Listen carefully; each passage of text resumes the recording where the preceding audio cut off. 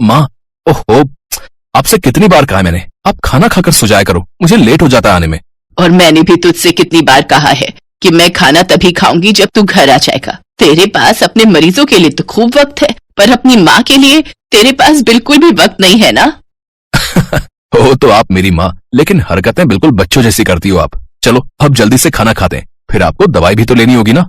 इतना कहकर कुणाल अपनी माँ संतोषी के बगल वाली कुर्सी पर बैठ गया। कुणाल पेशे से एक डॉक्टर था और शहर के सबसे बड़े अस्पताल में काम करता था। अक्सर वो हॉस्पिटल से घर आने में लेट हो जाता था, लेकिन चाहे कितनी भी देर हो जाए उसकी माँ संतोषी उसके साथ ही खाना खाती थी। उस दिन भी ऐसा ही हुआ और फिर अचानक ही खाना खाते हुए संतोषी रोने लगी। अरे अरे, क्या हो गया माँ, आप रो क्यों रही हो?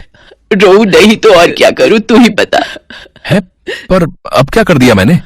तू कुछ नहीं कर रहा, यही तो सबसे बड़ी परेशानी है।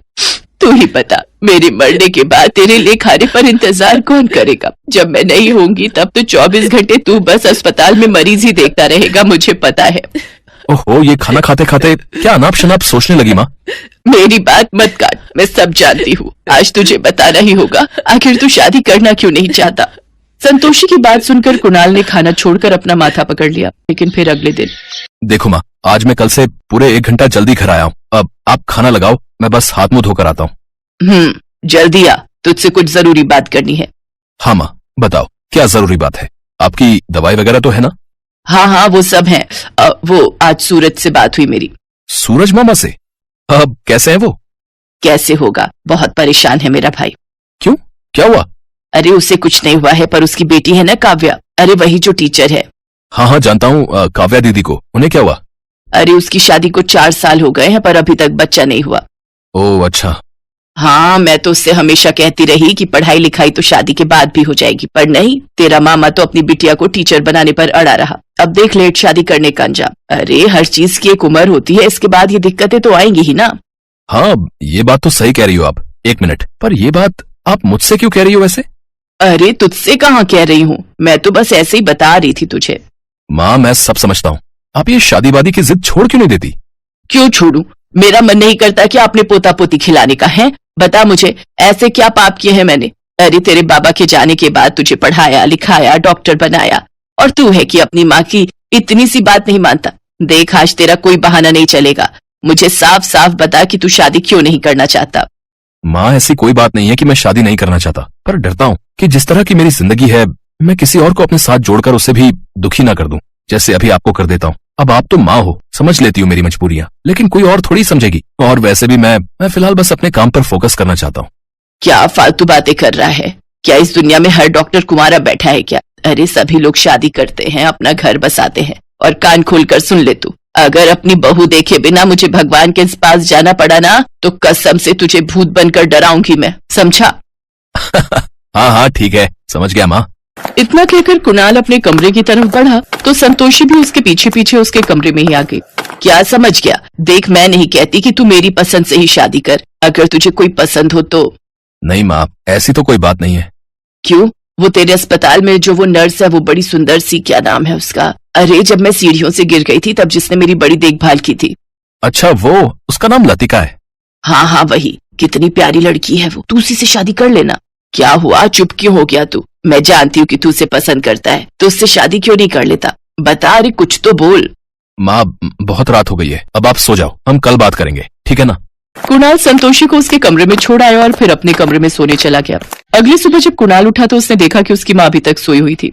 उसे बड़ी हैरानी हुई, क्योंकि संतोषी सुबह जल्दी उठकर पहले सारा काम निपटाकर फिर कुणाल को उठाती थी। कुणाल को चिंता हुई, उसने जाकर देखा तो संतोषी बेहोश पड़ी हुई थी और उसका मुंह भी तिरछा हो गया था। ये देखकर कुणाल के हाथ पांव फूल गए। वो फौरन संतोषी को अस्पताल लेकर पहुंचा। डॉक्टर कुणाल, आप भी समझ गए होंगे कि आपकी मदर को पैरालिसिस का अटैक पड़ा है। फिलहाल वो स्टेबल हैं, पर उनकी हालत में इम्प्रूवमेंट कब तक होगी कुछ नहीं कह सकते। आई एम सॉरी, बट आप इनका जितना ख्याल रख पाए उतना अच्छा होगा। Yes sir. सीनियर डॉक्टर की बात सुनकर कुणाल को लगा जैसे उसकी पूरी दुनिया ही उजड़ गई। वो अपनी माँ के पास गया। संतोषी सब कुछ देख तो पा रही थी मगर कुछ बोल नहीं पा रही थी। तभी उसने कुणाल का हाथ पकड़ा। कुणाल समझ गया कि संतोषी उसकी शादी की बात कर रही थी। वो वहां से चला गया और अपने केबिन में जाकर रोने लगा। काफी देर बाद उसके मन में एक विचार आया और उसने फौरन नर्स लतिका को अपने केबिन में बुलाया। जी बताइए सर। अब मैं बस इतना चाहता हूँ कि तुम बस कुछ घंटों के लिए मेरी पत्नी होने की एक्टिंग कर दो, ताकि मेरी माँ को लगे कि मैंने शादी कर ली है। अगर उन्हें कुछ हो गया तो मेरी शादी की उनकी अंतिम इच्छा अधूरी रह जाएगी। पर सर, ये तो गलत होगा ना? आई नो, पर उनके पास ज्यादा वक्त नहीं है। मैं इतनी जल्दी उनके लिए बहू कहां से लाऊं? प्लीज मेरी बात मान लो लतिका, मैं तुम्हारा ये एहसान कभी नहीं भूलूंगा, और इस काम के बदले में। नहीं सर, मुझे आपसे कुछ नहीं चाहिए। आंटी बहुत अच्छी हैं, मैं उनके लिए इतना तो कर ही सकती हूँ। ठीक है, तब आप मुझे बताइए कैसे, कब और क्या करना है। फिलहाल मैं माँ को लेकर घर जा रहा हूँ, तुम बस दुल्हन के गेटअप में मेरे घर पर पहुंच जाओ आज ही। ठीक है सर। कुछ घंटों के बाद लतिका दुल्हन बनकर कुणाल के घर पहुंच गई। लतिका, तुम्हारी मांग में सिंदूर नहीं है, अब माँ को शक हो गया तो? सॉरी सर, पर मैं ये नहीं कर सकती। सिंदूर तो सुहाग की निशानी होती है। मेरी मांग में उसी के नाम का सिंदूर होगा जो सच में मेरे पति होगा। पर आप फिक्र ना करें, मैं अपना सर साड़ी के पल्लू से ढक लूंगी। ठीक है, फिर आ जाओ अंदर। कुणाल लतिका को लेकर संतोषी के कमरे में गया। लतिका और कुणाल दुल्हा दुल्हन के रूप में थे और दोनों के गले में वरमाला थी। अब माँ देखो, मैंने शादी कर ली, आखिरकार बन ही गई आप सास। देखो ना, आ गई आपकी बहू, अब तो खुश हो ना आप? कुणाल की बात सुनकर संतोषी ने आंखों के इशारे से लतिका को अपने पास बुलाया और फिर बड़े प्यार से उसके सिर पर अपना हाथ रखा। लेकिन उसके कांपते हाथों की वजह से लतिका का पल्लू उसके सिर से हट गया और तभी संतोषी को लतिका की सूनी मांग दिख गई। संतोषी एक ही पल में सब समझ गई। उसे कुणाल पर बहुत गुस्सा आया। उसने फौरन कुणाल को अपने पास बुलाया और उसे मंदिर की तरफ इशारा करके वहां से कुछ लाने को कहा। दरअसल वो मंदिर में रखे सिंदूर की बात कर रही थी। कुणाल अपनी माँ की बात समझ गया था। संतोषी की सांसें अब उखड़ने लगी थी। ये देखकर कुणाल फौरन मंदिर से सिंदूर उठाकर ले आया। संतोषी ने कुणाल का हाथ पकड़कर लतिका की मांग में सिंदूर भरवा दिया। लतिका भी इसका विरोध नहीं कर पाई और कुणाल भी कुछ नहीं कह सका। सच तो ये था कि वो दोनों भी दिल ही दिल में एक दूसरे को पसंद करते थे, लेकिन ये बात जाहिर करने की हिम्मत दोनों में नहीं थी। अगले पल संतोषी ने लतिका का हाथ थाम लिया और उसका हाथ कुणाल के हाथ में थमा दिया और फिर वो हमेशा के लिए शांत हो गई। पर आखिरी वक्त में उसके चेहरे पर एक सुकून भरी मुस्कान थी, जबकि हाथ में हाथ थामे लतिका और कुणाल बस रोए ही जा रहे थे। पापा प्लीज गाड़ी रोकिए जल्दी। अरे पर क्या हुआ बेटा? कुछ नहीं पापा, अब आप जाओ, मैं खुद से चली जाऊंगी कॉलेज। पर कॉलेज तो अभी 2 किलोमीटर दूर है, कैसे जाओगी वहां तक? अब वो देखिए, मेरी सहेली कामना आ रही है। वो जो साइकिल पर आ रही है? हाँ पापा, वो मेरी सबसे अच्छी सहेली है, मैं उसी के साथ जाऊंगी। पर तुम साइकिल से कैसे? मतलब कुछ नहीं, आप जाओ। जब तक कमलनाथ अपनी बात पूरी करते, लक्षिता गाड़ी से उतरकर कामना के पास चली गई। कमलनाथ को ये देखकर अच्छा नहीं लगा। फिर थोड़ी देर बाद कॉलेज में कितना मजा आया ना? क्या खाक मजा आया? तू तो आराम से बैठ गई पीछे, मैं थक गई तुझे यहाँ तक ढोकर लाने में। तो मैं क्या करूँ? अब मुझे तो साइकिल चलानी आती नहीं है, तो तुझे ही ढोना पड़ेगा ना मुझे। लक्षिता और कामना कॉलेज में एक ही क्लास में पढ़ते थे। दोनों सारा दिन एक साथ ही रहती थी। कामना बहुत सुंदर और पढ़ाई में बहुत होशियार थी। लक्षिता के पापा कमलनाथ बहुत पैसे वाले आदमी थे, जबकि कामना एक गरीब किसान की बेटी थी। फिर उसी शाम, आजा आजा, मैंने तेरे लिए रोटी बनाकर रखी है। बाबा मैं आ गई। आपने खाना क्यों बनाया? मैंने बोला था ना कि मैं आकर बना दूंगी। अरे तू थकी हारी कॉलेज से आई और फिर रोटी बनाएगी, सो मैंने ही बना ली बेटा। और वैसे भी कुछ दिन बाद तो तेरी शादी हो जाएगी, फिर तेरी विदाई के बाद तो अपनी रोटी तो मुझे ही बनानी पड़ेगी ना। कामना की माँ नहीं थी, बस उसके साथ उसके बाबा गोविंद सिंह थे। दोनों एक दूसरे का बहुत ख्याल रखते थे। गोविंद सिंह ये तो जानते थे कि उनकी बेटी पढ़ाई में बहुत होशियार है, लेकिन फिर उन्हें दिन रात कामना की चिंता सताती रहती थी। उधर कमलनाथ भी अपनी बेटी से बहुत प्यार करते थे, लेकिन वो थोड़े घमंडी भी थे। वो नहीं चाहते थे कि उनकी बेटी किसी गरीब के साथ रहे या उससे बातें करे। फिर अगली सुबह कार में, पापा बस यहीं रोक दीजिए, कामना आ रही है। कमलनाथ ने गुस्से में गाड़ी रोक दी और लक्षिता को जाने के लिए कहा। लक्षिता भागकर साइकिल के पीछे बैठ गई। कमलनाथ को फिर से ये सब अच्छा नहीं लगा और उन्होंने इस बारे में लक्षिता से बात करने का फैसला किया। फिर उसी शाम घर पर, बेटा लक्षिता, यहाँ आओ जरा। वो जो तुम्हारी दोस्त है, क्या नाम है उसका? कौन? कामना? हाँ वही। उसके पापा क्या करते हैं? वो एक किसान है। पापा आपको पता है कामना की मम्मी नहीं है, ऊपर से वो लोग बहुत गरीब भी हैं। पता था मुझे। सुनो, तुम ना उस लड़की से थोड़ा दूर ही रहा करो। है? क्या मतलब पापा? बेटी, मैं तुम्हें ये समझाना चाहता हूँ कि उस लड़की की और तुम्हारी कोई बराबरी नहीं है। पर पापा वो मेरी बेस्ट फ्रेंड है। वो तुम्हारी फ्रेंड इसलिए है क्योंकि तुम अमीर हो, समझी? पापा प्लीज, वो ऐसी नहीं है। लक्षिता को अपने पापा की बातें बुरी लगी और वो गुस्से में वहां से चली गई। पापा, लक्षिता कोई बच्ची नहीं है, और वैसे भी पापा, दोस्ती में अमीर और गरीब कौन देखता है? गरीब देखता है कि उसका दोस्त मालदार है कि नहीं। और तुम भी सुन लो, अगर किसी गरीब लड़की से प्यार व्यार किया तो कहीं किसी भूखी गरीब की चिकनी चुपड़ी बातों में मत आ जाना, समझे? अरुण था तो कमलनाथ का बेटा, लेकिन वो भी अपने पापा से बहुत अलग था और कमलनाथ को इसी बात की चिंता रहती थी कि कहीं अरुण किसी गरीब लड़की से शादी न कर ले। वो चाहते थे कि उनके दोनों बच्चों की शादी उनसे भी बड़े घर में हो। हालांकि इस सब के बावजूद कमलनाथ अपने दोनों बच्चों से बहुत प्यार करता था। लक्षिता, मेरी बिटिया नाराज है क्या? और नहीं तो क्या पापा, सब लोग एक जैसे नहीं होते। पापा ये सही कह रही है। ओहो, तुम लोग ऐसे नहीं मानोगे मेरी बात। लगता है तुम्हें उस लड़की की असलियत दिखानी ही पड़ेगी। चलो फिर उस लड़की को टेस्ट कर ही लेते हैं। कमलनाथ ने जैसे तैसे अपने दोनों बच्चों को मना लिया। वो कामना की दोस्ती की परीक्षा लेना चाहते थे। और फिर अगले दिन, सुनना, आज तो मेरे साथ मेरे घर पर चलना। क्यों, क्या हुआ? कुछ काम है तुझसे, घर चलकर बताऊंगी। शाम को अरुण कार से लक्षिता और कामना दोनों को घर ले गया। लक्षिता सीधे कामना को अपने कमरे की तरफ ले गई और उससे कहा, तू अंदर बैठ, मैं बस फ्रेश होकर आई। ओके, जल्दी आना। कामना जैसे ही कमरे में गई तो ये देखकर हैरान रह गई कि लक्षिता के बिस्तर पर नोटों की 2 गड्डियां पड़ी हुई थी। देखने से ही पता चल रहा था कि वो बहुत सारे पैसे हैं। कामना ने फौरन नोटों की गड्डियां हाथ में पकड़ी और वहीं बिस्तर पर बैठ गई। उधर कमलनाथ और अरुण ये सब कुछ कमरे में लगे कैमरे की मदद से देख रहे थे, जो कमलनाथ ने उसी दिन लगवाया था। देखा, मैंने कहा था ना, ये सब एक जैसे होते हैं। सिर्फ कुछ पैसों के लिए अपना ईमान बेच दिया इस लड़की ने।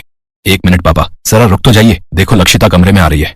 ओए, कैसी बेवकूफ लड़की है तू? ये इतने सारे पैसे ऐसे ही बिस्तर पर छोड़ रखे हैं तूने।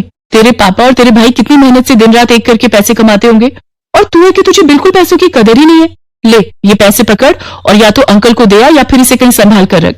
लक्षिता को तगड़ी डांट पड़ी थी, पर वो अंदर ही अंदर बहुत खुश थी, क्योंकि भले ही कामना ना जानती हो कि वो एक बहुत बड़ी परीक्षा में पास हो चुकी थी, लेकिन लक्षिता ये बात अच्छे से जानती थी।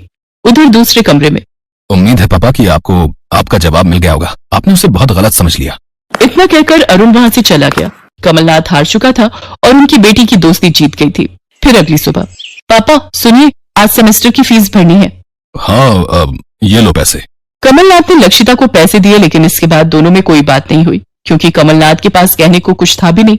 उधर कामना भी अपने बाबा से पैसे लेकर कॉलेज जा रही थी, लेकिन तभी उसने देखा कि रास्ते में एक कार का एक्सीडेंट हुआ है और कार सवार खून से लथपथ है। कामना ने जब उस घायल को देखा तो हैरान रह गई। वो अरुण था। कामना ने फौरन एक टैक्सी रोकी और उसे तुरंत अस्पताल लेकर पहुंची। डॉक्टर प्लीज जल्दी कीजिए, इन्हें बहुत चोट आई है। इनके सर पर चोट है, हमें इन्हें इमरजेंसी में ले जाना होगा। आप एक काम कीजिए, काउंटर पर 5,000 रुपए जमा करा दीजिए। अरुण ये सब देख और सुन रहा था। उधर डॉक्टर की बात सुनकर कामना सोच में पड़ गई, क्योंकि उसके पास पैसे तो थे मगर वो उसकी फीस के थे, लेकिन उसे पता था कि उसे क्या करना है। कुछ देर बाद कमलनाथ और लक्षिता भी वहां गए। लक्षिता ने आते ही कामना को जोर से गले लगा लिया। अरुण का ऑपरेशन हो चुका था और अब वो खतरे से बाहर था। फिर कुछ दिन बाद, अंकल नमस्ते। नमस्ते बेटी, कैसी हो? अंकल मेरी शादी तय हो गई है, तो सबसे पहला कार्ड मैं आपको ही देने आई हूँ। अच्छा, लड़का क्या करता है? जी, वो सरकारी क्लर्क है। सही है, सरकारी नौकर है तो राज करोगी। कामना वहां से चली गई, लेकिन कमलनाथ को कुछ अच्छा सा नहीं लगा। फिर जल्दी ही कामना की शादी का दिन आ गया। वर वधू को बुलाइए, फेरों का समय हो रहा है।